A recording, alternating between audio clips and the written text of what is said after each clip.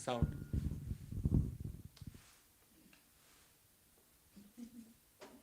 Just add on a little bit more.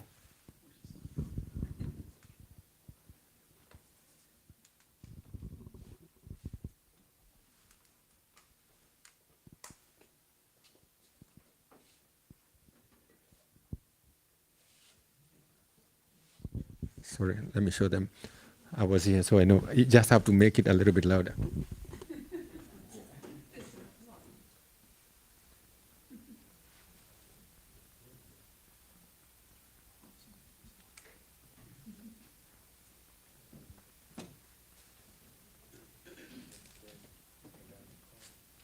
Tulikuwa tumeenda huku Thika. All right, it's back. I told you I knew what to do.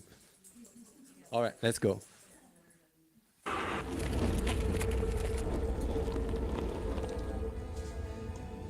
Tunapanga huku kwa street. Kule siku yenye tulikuwa tumeenda huku Thika. Kurudi, kijana mwingine hapo alikuwa amedandia gari. Akaanguka kakanyangu akakufia hapo. Ile changamoto tunapitia kwa hii mtaa yetu ya Mathare ni ya kwamba watoto wetu kusoma inakuwa ni shida kwa sababu wanatumika kwa njia nyingi na ni njia zisizofaa. Kids born out of Mathare, they are born without any role models. So you're growing up in this community where you don't even know who you are, don't know what you're supposed to be. And so a kid growing up in Mathare don't have anybody to look up to. Abdalla kashikana na group yenye inaenda kuomba huko mtaani. The day alilala nje, hiyo siku ya kwanza, nikastuka juu sikujua ako wapi, nitampata vipi. Nilikuwa naipa nyumbani, nasumbua mama. Nilikuwa mbaya sana. Siku ya kwanza nilikaa wiki moja, ya pili nikakaa wiki mbili, ya tatu nikakaa mwezi. Nilikuwa naamka saa 10, naenda kumtafuta before waamke. Naenda nikifungua, nikiangalia kama ni yeye. Kifika usiku, tunaenda pale pengine hapo hoteli imefungwa, tunalala hapo nje. Tunatandika gunia, tunajifunika na blanketi. Nalala.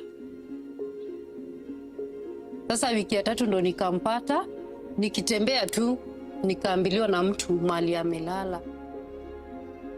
Kids and people born in Mathare, all they see is the world that's surrounding them. And there's poverty that is blocking their eyes and they can't see beyond their immediate needs.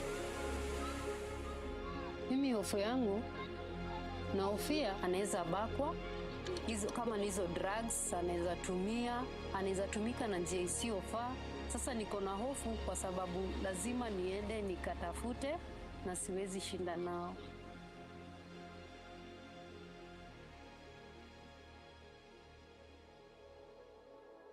Vile nilianza kwenda Sauti Village, nilichange. Nimefurahia kwa Sauti Village kwa sababu Sauti Village vile imeanza, ninaona inanisaidia na inamsaidia Abdalla. Amekuwa na ubadilifu, ameanza kwenda kulala nje. Hakukuwa hata ananisaidia hata kupata maji. Alikuwa anaamka asubuhi, anaenda ndamuona kesho yake ama maybe nimtafute. Wenye nimeingia Sauti Village, hiyo kitu imekuwa ikinibamba. Nimekuwa nikiendanga every Saturday. Na huko tunafunzwa memory verse, tunacheza, tunakula vizuri. Mtoto wangu amebadilika, naweza mtuma, anaweza enda duka, anaweza chota maji, anakuwa at least anajicommit hata ukimwambia kitu anafanya. At least saa hii anaweza kaa chini na wenzake na wadogo wake, wanazungumza, anaweza waelezea vile walienda, wakasoma, wakafundishwa, alafu naona anaenda ni kama anawacoach, anawafundisha vitu zenye amesoma, na ninafurahia sana. So at Sauti Village, we want to burst the bubble. But once you open the world to them, they can see that the world has a lot to offer. There's so many opportunities which we want to expose these kids and show them the world and show them they can be whoever they want to be. We want kids in Mathare and kids in the slums of Kenya and in Africa to know that there is no limits to what or who they can be.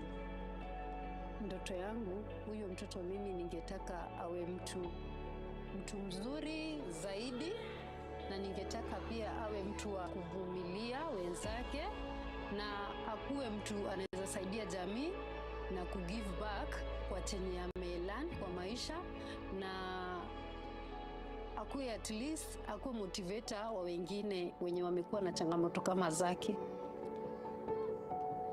Nikiwa mkubwa nataka kuwa mwanajeshi, nisaidie watu wa nchi yangu. All right. That is Abdallah right there. And as you can hear, Abdallah wants to be a soldier. He's also one of the, I'll talk a little bit about a program that you're doing later on. Let me not mention that. But yeah, so living in Kenya, I talked about lack of mentorship. The next slide is my brother and a guy called Papa English. Now, Charles can tell you a lot of stories about the guy on my right, your left. Papa English is one of the most feared gangsters that we knew growing up. In fact, if you hear him speaking, he was shot like, I don't know, is it 7 times or something like that? This guy, he's not dying. His vocal cords were affected. This guy, even him being alive is a miracle. And on the other side, that's my brother, my older brother. Unfortunately, he passed on last year. But these are the guys that we used to look up to. And my brother, at the same time, even he used to be a gang leader. And so as a kid, this is what we used to see as a role model. And so when you talk about mentorship, we're trying to think of people like Charles, people like me, people like who've gone through those communities and they've come out of it. For us to go back and say to these kids, somebody like Abdallah, hey man, you don't have to be a gangster to make it out of this life. There's a lot more that you can do. Now, because I look and sound like Abdallah would relate more to me.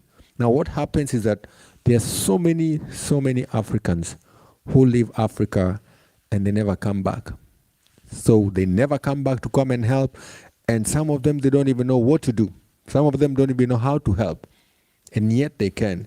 And so the solution that we propose, whatever we're proposing is to do mentorship. And this mentorship that we're proposing is a one-on-one mentorship where an American, a Kenyan who is in America or is in outside the country, we pair them with a boy. If it's a boy for a boy, a man for a boy, and a woman for a lady, something like that. But the idea is they have somebody who is like a big brother, like a big sister, somebody that they can be talking to.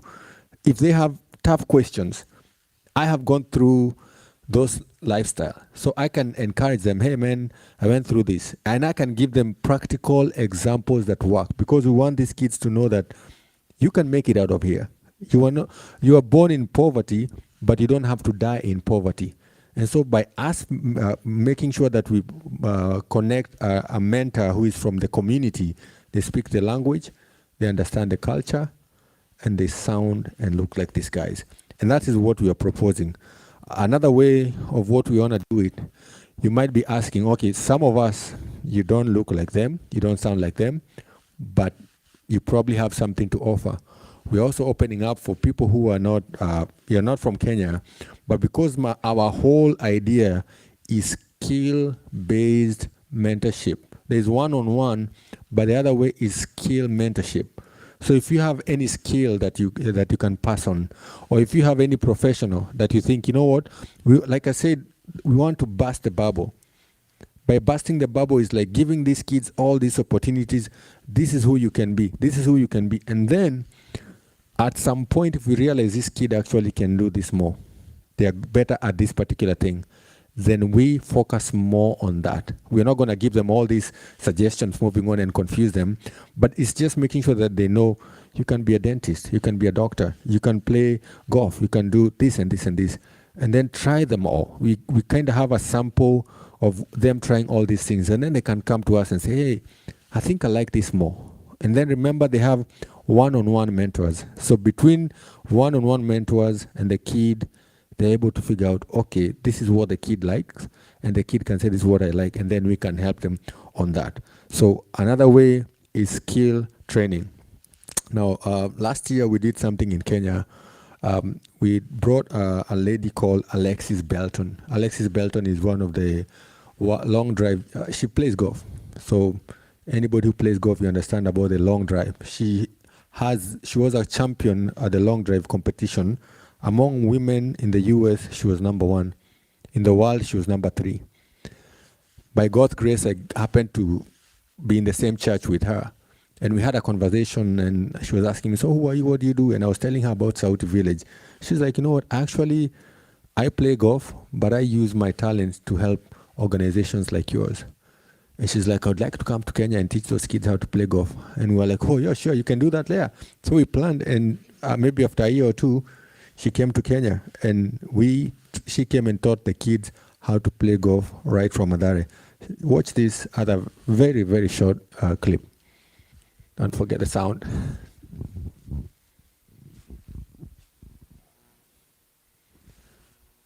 Not yet.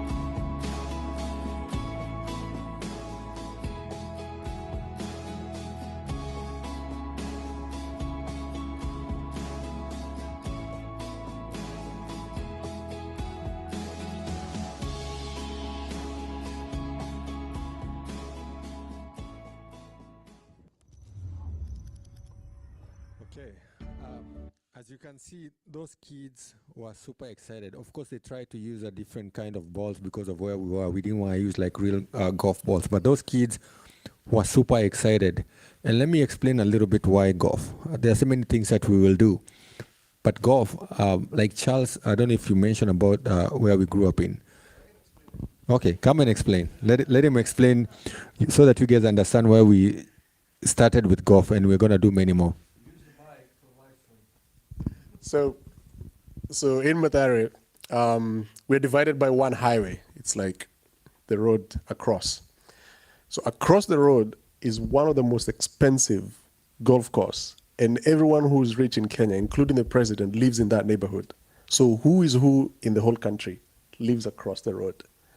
And across this other side of the road is Mathare slums. So literally, everybody who will be playing golf across, if they tee off, some of the balls will land in Mathare slums. But on the flip side, it was illegal, and it still is, for you to cross from Mathare over to the road on the other side. They even had to put up a police station so that if you cross, you'll literally be arrested and no court. You'll be taken straight to jail. One of our dreams growing up, and Jay will talk more about that, was to cross over to the other side. Imagine that. That, to me, that was my biggest dream. And Jay too, and so many more kids. How would it feel like to stand on the other side of the road and play golf? But not even just that, but even to live in that neighborhood. So golf being one of the catalysts to know that the other side to live a good life was to play golf, that was the biggest motivator for me, and also to work hard in life. So if you look at the map of Nairobi and you go to where Mathare slums is, still even up to date, now it's a big highway. But across the highway It's a green, all-together neighborhood, which is called Mutaiga. And they still play golf. And still the same. Kids still aspire to cross the road to see the other side. That's why golf. There you go. And something else is that we all know golf is a game of people who have money. And we've all known that this is for the wealthy people. So even not even playing, even crossing over was a crime. But then we're using this game that this kid knew that this is impossible for me to be able to even be a caddy, for those of us who understand the golf caddy. But then we want these kids to do this impossible in their mind game, to hold this club, go to these places, play, so that in their mind they can know, if I was able to play golf, something that I knew it was impossible, that's going to unlock their mind to think, if I can play golf, then there's nothing I cannot do. Because we want them to live in a world of impossibilities. And that is one of the ways that we are using golf to unlock their mind. Our model, like I said, of mentorship is simple. We identify the child, and then we identify the mentors, and then we bring them together. That is very powerful because, like I said, these kids already, they can be able to speak even Swahili if they are comfortable with that. And so these people who are the mentors who are not in Africa, they are all looking for an opportunity to support. They don't even know how to do it. And so we are making it easier for them. And then when they happen to go to Kenya, they can go and see the kids. We have a few phases. We've already done the phase 1 where we were looking, it was like a pilot project. This is where we got like 10 children. We started, okay, this thing that we're trying to do, what is it? How does it work? What are the things that we can learn from it? And then now we're in phase 2 where at the moment we have only 30 kids, but our ideal is to end up having like 200 between now and 2028. Is that right? 2027. So we'll be able to get like at least to get 200 mentors, 200 mentees. This is not center. This is 200 champions. One center, 200 champions, and 200 mentors. And then as far as the phases, phase 3 is going to be 3. We want to have more than one facility in Kenya, and then replicate what we've seen across from other places. How to partner with us? So there's so many ways that you can partner with us. First of all, sometimes Jesus had only 12 disciples, but the gospel has gone all over the world. Well, almost everywhere, right? So one thing is that I would like you guys to be our disciples. I don't know if that's the right terminology to say. When you guys hear this story of Sauti Village, we want you guys to be part of this. And how can you be part of this? Talk to your friends, talk to your family members about this. We have a website. You've heard a little bit of this story. So if you go and talk to 1 or 2 people, just imagine each and every one of us talking to at least 2 people. That's going to be a lot more people hearing about us. Another thing is that, of course, to run this thing, of course, we need finance. That's one of the, especially the immediate need right now. We don't have any donor right now. We don't have any partnership with any church or anybody right now. So that's another way to help us like keep the program afloat so that we don't go down. We are looking for equipment. This mentorship happens, we need laptop, we need headsets. So that's one of the other ways that you can partner with us. The other way is to join our team, either become part of the board members, because we're trying to form a board. Right now, we only have like 3 or 4 people in the board members who are board members. So we want to add that number to be a little bit more. Another thing that we'd like to do, because one thing we had to do is that we had to literally move those kids from the slums, because all these things, the poverty is all in their mind. So we're like, if this is in their mind and they're surrounded by all this poverty and these people that they're telling them that they're hopeless, the idea is like, how do we change their mind? We're like, okay, we can start by actually physically having a meeting outside of the slums. So right now, we meet right in the heart of Nairobi, the city. And so we pick them from the slums and then we bring them to the city every Saturday. This morning they had a session, and so one of the other things that would like to buy soon is a van. That's part of in the pipeline. Would like to have a Sauti Village van that they can be, we can be using that to transport them. And of course, our biggest thing is that right now we have a very tiny space that we're using. As you can hear what I said is that we want to do skill training. We want to do all this, and it's hard to do then from the space that we have. So our ultimate goal is to have a Sauti Village center, where in that center we have everything that we might need, and everything that we can have golf course. Well, not a golf course, like a driving range. We can have facilities for them to learn anything that we want them to learn, and it helps with the facility. So we have a team right now, and some of these guys some are in Kenya, some are here. So there's Jackton, there's Valentine, there's Phyllis, and there's Desmond, and of course this handsome young man right here that you guys know him. And so this is part of the team, and I'm gonna say Jackton is actually based. He's a director in Kenya, so he's the one who is overall. These two, Phyllis and Desmond, they are our local coaches. They are with them each and every Saturday. As you can see, Charles and I are here. So these are the guys who actually do the job, and they have really done an amazing job. So we're trying to, of course, add. Apart from this team, we'll need to have a board, like I said, board members. So if somebody here would like to join and become part of the board members, they can join our sister Melissa here, and who has graciously been happy, and she has joined us to be part of this. But I'd like you guys to see, we told the kids that, hey, we're going to be doing, a meeting for you guys. When you told them that, and today is Saturday, when we were waking up, that's when they were finishing the meeting. So they decided to send something for you guys. So let's see. Remember the drill. Hello, Charleston. Lots of greetings from Nairobi, Kenya. My name is Jackton Otieno, one of the directors at Sauti Village, and I'm here with amazing people here. Very beautiful boys and girls. You can see the beautiful smiles. We just finished our weekly sessions. It's about 5 p.m. right now. And usually every Saturday, we get together with the kids, bring them to a center here in Nairobi town, from that.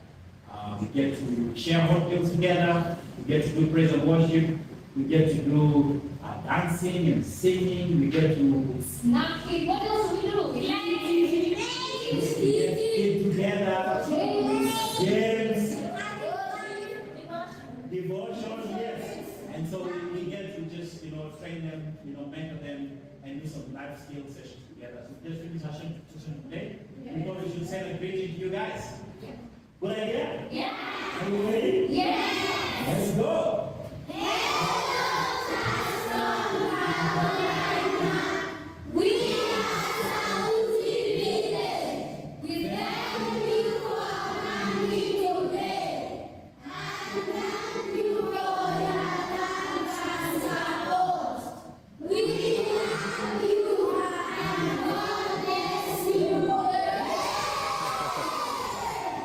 Yep. Hello, Charles. Yes, those are we call them champs. Instead of calling them kids, we just say Sauti Village champs. And some of them are in boarding school, so usually they are supposed to be around 30. So some of them, especially the older ones, they're in boarding school.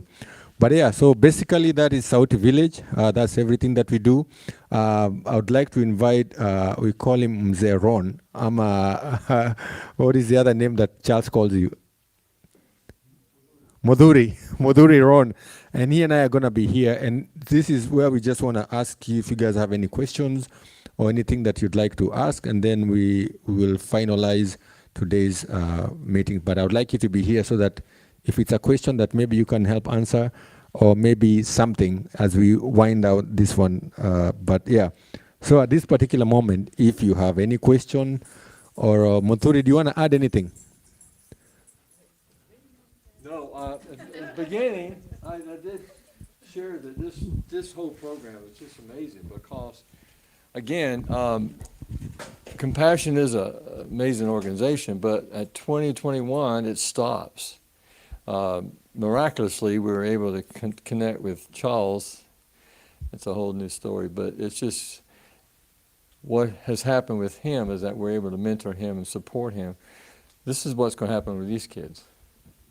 And again, it's a life changer. It really is for them. And as these kids begin to be successful, then Kenya has a chance. So I just encourage you to do that. Do we need to get any contact information? Okay, we have cards around.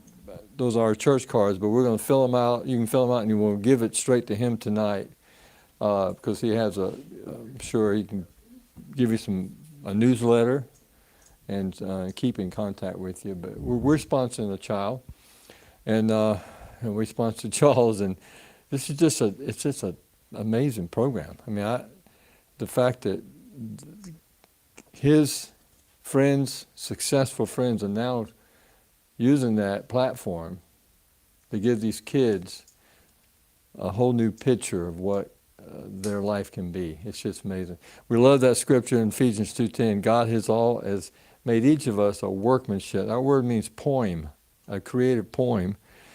And he has put within us amazing works that will unfold before us. And these kids need that chance to be able to see who they are and walk out the works that God's given. Thank you very much. And you can scan this QR code. This QR code is definitely going to take you to our website, and you can see how you can partner with us. But as we do that, is there anybody with any question? I know I have an accent, and Melissa and I were talking about accents, so maybe there's something that I said, you are like, what did you mean by that? Or is there anything that you'd like to clarify? Any questions? Yes, please. So is it the same concept with Compassion where you sponsor a kid that's maybe older, and is it the same idea where you write letters? Because you're talking about connecting with skills. Yeah, so We're here and they're there. How does that? yes, it's not the same, because what we are doing is not sponsoring. It's different when you're sponsoring a kid. So even when you, now Ron, he's one of the guys who's like, okay, when you look at this menu, we have a menu where it says you give $50 a month. So that $50 a month, it's not for sponsoring, it's for enabling one of the champs to be in the program. When they're in the program, they're able to come to get food on the weekends, and then they're able to get the life skills. But here is the deal. If you pick a particular child, if you decide to, you know what, I want to give $50, and this is going to go to a particular champ. And then once in a while, you can be doing a Zoom, because how we communicate with them is Zoom. And you can do what is a check-in. Hey man, how you doing? And if you want, you can know for sure my $50 goes to this particular person. So, but it's not where you're responsible with sponsorship. But while you are in checking in, you can have a conversation. And if you start a conversation that is helpful, then why not? Yes. I don't know if I answered the question. So it could be a sponsorship for the whole program. Correct. Correct. Yeah. Any other question?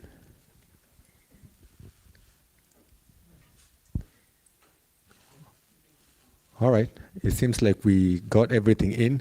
So I guess that's it for now. Like I said, I want to thank each and every person for coming. Thanks to Ron, thanks to Charles, thanks to Melissa for making this happen. For your information, this is the first one that we are doing for Sauti Village. We're hoping to do many, many more in other cities. We're hoping to come back here, bigger and better next year. And I don't know if you guys do, or if you know somebody who plays golf. So the lady that I said, Alexis, she's now part of our team. She actually joined the board because she's a pro golfer and she loves golf and she loves the kids so much. I'm going back to Kenya with her this month on the 13th. She's going to do another clinic to these kids. And then in October, we are taking a whole group of golfers to go to Kenya and go and play with Kenyans for a charity golf that we will be doing each and every year. So if somebody wants to join us to Kenya in October, play golf and safari, let me know, and we will do that, and we're gonna have fun. Yes. How long are you here? I'm here until tomorrow, but I live in Texas, so yeah. Because I saw the sign, he told us earlier today, they need laptops, and we realized we had a laptop that we weren't using. So maybe you have one. So these kids would be great to have a laptop. So pass the word too. Maybe put it on Facebook real quick. Yeah. Yeah. So yeah, I think that's it. If you would like some more information about what we do, like I said, the website is sautivillage.one, O-N-E, sautivillage.one, and there's more information there. Otherwise, in Kenya we say asanteni sana, or rather, thank you very much for coming. And I think right now we can just mingle and people can leave at their own time. But thank you so much, guys. God bless.